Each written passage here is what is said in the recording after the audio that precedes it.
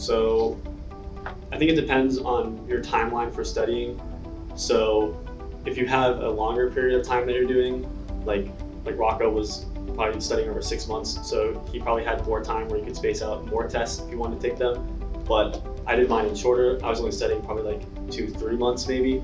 So I took around 4 or 5 tests, but mainly towards the end. At minimum, I would probably recommend taking all of the A and C ones, just because there's only like 4 of them, and they're like the best resource to use.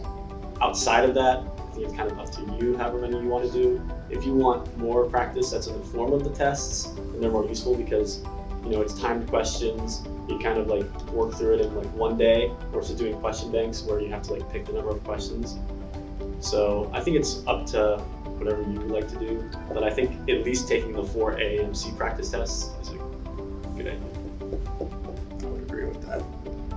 If you only do one thing to study, take the 4 AAMC practice tests and understand why you missed the questions. I just did practice sections, I guess, of cars. Like, for me, I think the most difficult part for cars was doing so many, reading so many like passages in one sitting. So first I like started with like 3, and then I went up to like 5, and then 9 or whatever. But I just practiced. Yeah, I think the car section is a lot about figuring out like what technique works best for you for reading like the passages, because for me, I've like always been a pretty good reader, so the car section wasn't really that like I didn't prepare for it necessarily, because I know when going into reading those sections, like how my brain processes the information works in this way. So I think a big part of it, and this is probably like a bad answer, but a big part of it is just figuring out how your brain works and how you work best when reading stuff. So you just need to balance the time it takes to read it and then what you're understanding, and try to just find that perfect spot where you can read it in enough time and understand what's going on and also answer those questions. For me, cars was definitely my downfall. I don't read. I think it's overrated, but the only thing I did was just practice, because I mean, there's not much more else you can do besides reading. I don't know if you guys know this, but literally the vast majority of questions on the MCAT are passage based, even for like the science sections and stuff. So you're essentially taking a reading comprehension test. And it's not fun, but if you like reading, maybe it'll be your best section. Adding on to what Rocco just said, a lot of people get fixated on like content review, but the big part of it is knowing how to apply the content to the types of like questions they ask and how they word it and everything. So you're practicing the types of questions. Yeah, there was a lot of times on sections, like not the car section, but on like the biology or chem section, I'd read a passage and I would just be sitting there like, well, what did I just read? Like you have like no idea what you're doing. And then you just kind of have to think about it think about it how, yes, you have no idea what you just read, but even though you have no idea what you just read, the people behind the question probably figure that you might have no idea what you just read. So they'll like give you the answer somewhere in there, you just have to figure it out. So if you don't know the content completely, which for some of the passages they give you, you probably won't, you can kind of use those like clues that they give you in the passage to figure it out. For example, the biology section, for the passage ones, they always like to put like really complicated like receptor names, and it's like the pathways are like, I don't know, if you just read it and look at it once, it's like confusing and everything. So it like takes time to get used to those types of passages that you're reading, and then the types of questions they ask, and see if you can find any patterns. Sorry. Yeah, so my worst section was the psych-soc section, and I did not study that like enough at all. I probably should have done like a lot of flashcards with that, or at least focused on it more, but I didn't, because I was mainly like worrying about like the other stuff. And I was like, okay, it's like supposed to be like the easiest section is what they say because it mostly is memorizing. But I just didn't put in the work or time to like get everything memorized. So for me, it was probably that, just making sure that you put in the work sometimes. For me, maybe it was not starting early enough, like studying, because I think like overall it was fine in the end, but maybe for like my mental state, it would have been better if I started earlier, but I'm like a big procrastinator, so it didn't really work. For me, I don't know if I'd say I regret anything so much as when I took it. So I took it in the spring, and I was taking physics last year. So I had to teach myself all of physics 2 before the test, and the physics and chem test was like 80% physics, and I really didn't know it that well. So I guess maybe just planning out kind of when you want to take it and making sure you have enough time to prepare for it, and don't feel like you have to take it on the day that you've picked. You can always reschedule it if you feel like you're not ready. For me, my best section was always Chem Phys. But then on my real exam, that was like one of my worst. And then the ones I did usually worse on were my best. So it like really depends on the test, the day you take it and everything. Yeah, on all my practice tests, I was always doing good on like the psych section, and then like I always did good on the car section, and then on my actual test, like that the psych section was like the worst, and then my chem phys was like my best. So, and then my cars was also pretty good. So I would say my strongest would probably be my cars section, but for the rest of them, like the practice tests kind of give you a good idea of what you're good at, but then sometimes it can just be completely different on your actual one. My best one was biochem, which made me happy because I am a bio major. So my worst one was always cars. It seemed like no matter what I did, I always kind of scored the same. So. I don't think you can ever really be confident that you're ready, for me at least. I mean, there's always something that you're like, oh, I wish like I had like more time.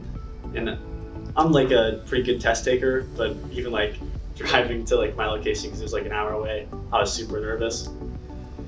So I didn't know if I was completely ready, but I felt ready to be done. Does that make sense? So I was like, okay, I know my test is today. I'm gonna finish it, and then I'm just gonna be done for now. I'm gonna like reset, and then once you get your score back, you can always like kind of tell based off of how the test went, and then like if you need to schedule take another one, or once you get your scores back, you schedule take another one. So I think it's less about like thinking that you know everything, and more about just like going in there and just doing your best. For me. So, I knew I was ready when the average for my practice exams was always the same. Like it always came out to be the same score. And when I took the actual test, I thought I did so terrible that I like wanted to like cry my eyes out after.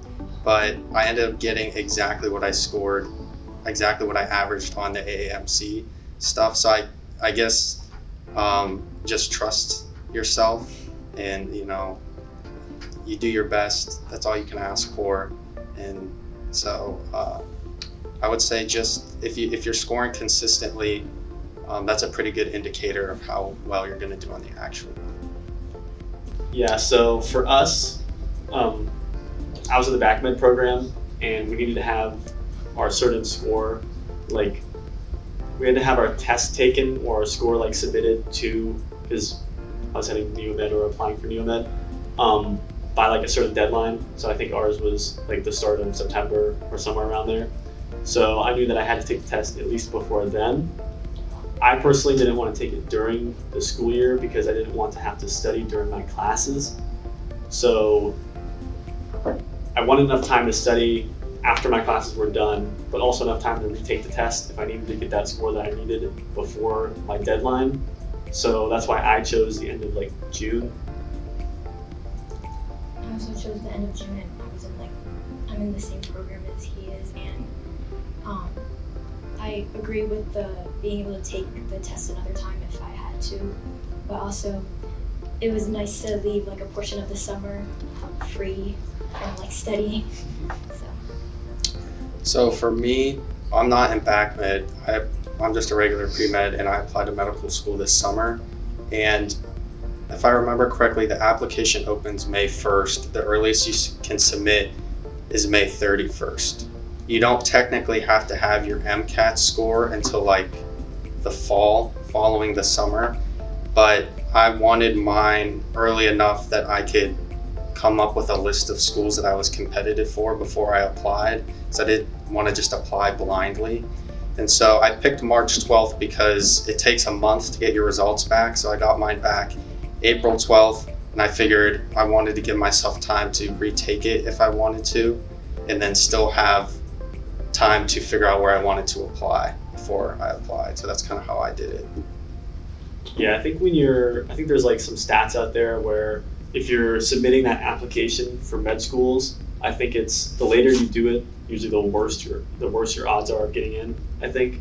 So it's something like if you do it like before, August or like during August versus July, there's like a certain percentage like that you get like dropped in the like odds of getting in. I'm not sure exactly what it is, but I think if you're a regular student and applying, you should probably make sure that you have it done before whenever that is. So I would maybe do a little bit of research and find out when, those like certain, not like deadlines, but those markers that like lower your odds or raise them, probably find that out. The vast majority of medical schools are rolling admission. So the earlier you submit your application, the greater your chances are of getting in. So submit as early as possible, which is May 31st.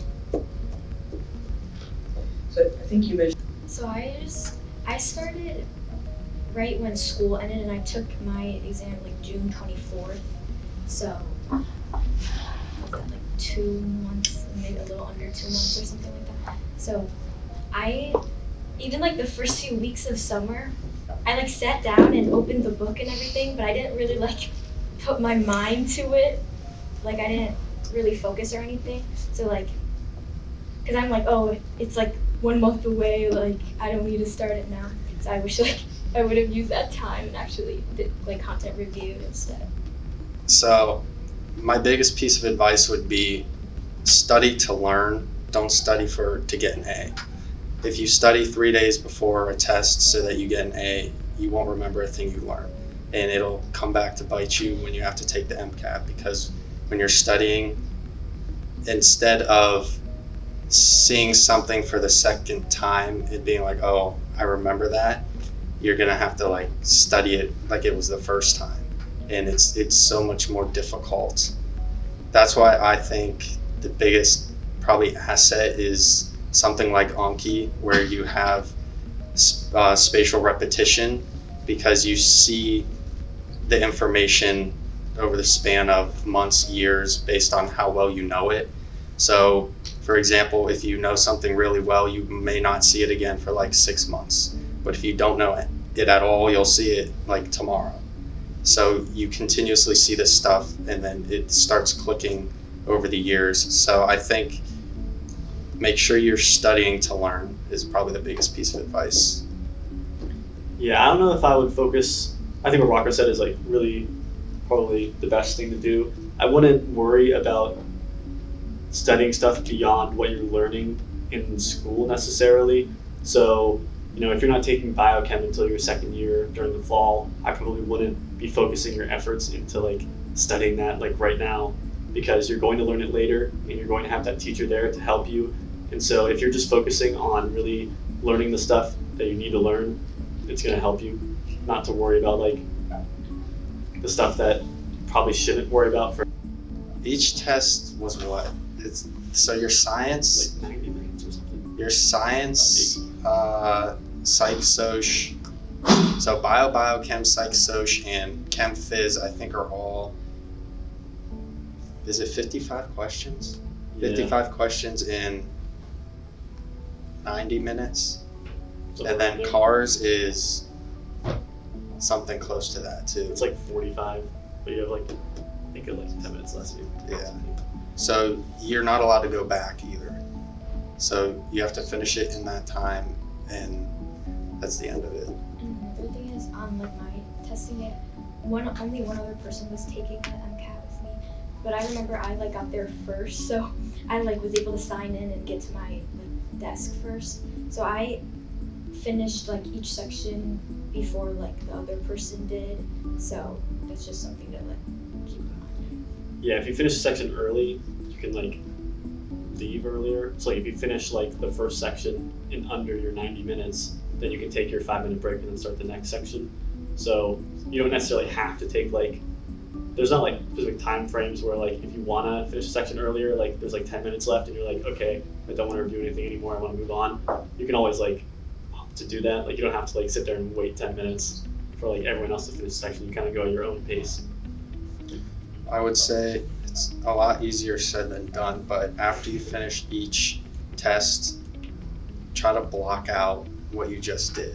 Because the first test is chem phys, and mine was very physics heavy, and I was very discouraged after it because physics is just awful. And all of my like practice tests were very chemistry heavy, and so I don't know, it just put me in a kind of a funky vibe. So I guess if you can have a short-term memory, it's good. Yeah, you don't want to let your first section like mess up your other 3, because even if you do bad on one, you can still do good on the other ones and like help your score out. And after the chem phys is cars, I think, right? Yes. So it's not even like you really have to go from like, you know, chem phys to like something really like math or like content heavy. It's like reading, which it's hard on its own, but you want to make sure you're not like, you know, just like completely freaking out going into the cars section, because that is like one of the harder sections. So kind of try to reset in that little break you get. Yeah, it's a online. digital test. Digital. Also, you can sit on computer. Yeah. Also, you're not allowed to bring like any type of drink or like even water into the test, like where your desk is. So just like keep that in mind, because in the beginning when I did practice exams, I would like be drinking water like while I was answering the questions. So Yeah, they give you this little like locker thing, at least where I was at. You have to like put all your stuff in there, your phone's in like a sealed bag, so you can't like open it. It was like really annoying though, because like they like gave you the key to it, and you had to make sure you didn't like lose the key. So I'm like, I was always like, oh, where's my key at? So not to like, I was just like playing. well, I'm planning on going to Neomed we start this summer. So this coming up summer of 2023, and I'm not sure like what I want to specialize in or anything yet, but I know definitely not PEDS for me. Yeah, so I'm also going to Neomed. I'm leaning towards something like radiology probably as my specialty, but med school's a long 4 years, so I'm sure something might change. For me, so I'm a traditional pre-med, so I applied to a bunch of schools. As of right now, I was accepted to Ohio State, but I still have, I don't know, like 8 schools to hear from. I think my plan is to join the Army and do military medicine. Not 100% certain yet, and I'm not exactly sure what kind of medicine. I feel like I could see myself doing so many things, but time will tell.